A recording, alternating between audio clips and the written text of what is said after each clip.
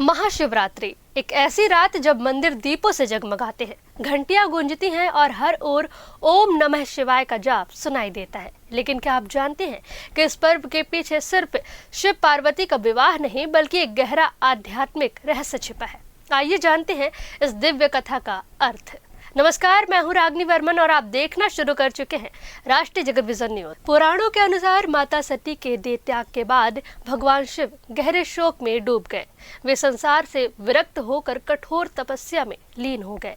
उनका यह एकांतवास कमजोरी नहीं बल्कि गहन भाव और आत्मचिंतन का प्रतीक था।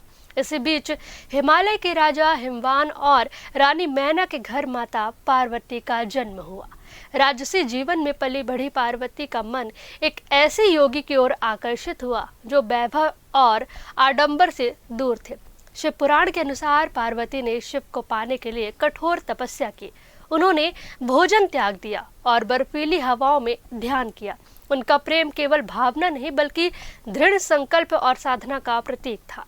काव्य ग्रंथ कुमार संभवम में वर्णन मिलता है कि भगवान शिव ने ऋषि का वेश धारण कर पार्वती की परीक्षा ली। उन्होंने स्वयं को साधारण और विरक्त बताकर पार्वती को समझाने की कोशिश की, लेकिन पार्वती अपने संकल्प पर अडिग रही। उन्होंने शिव के ब्रह्मांडी स्वरूप और उनकी सर्वोच्च चेतना का वर्णन किया।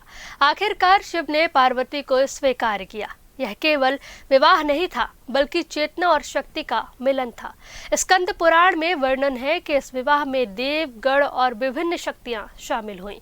महाशिवरात्रि का महत्व लिंग पुराण में भी बताया गया है, जहां इसे अनंत ज्योति स्तंभ के प्रकट होने और अहंकार की पराजय का प्रतीक माना गया है। शिव और शक्ति का यह मिलन सिखाता है कि जीवन में संतुलन जरूरी है।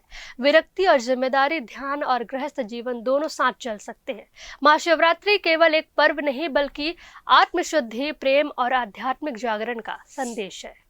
फिलहाल इस खबर में बस इतना ही। देश प्रदेश की तमाम बड़ी खबरों से जुड़े रहने के लिए देखते रहिए राष्ट्रीय जगत विजन न्यूज। नमस्कार।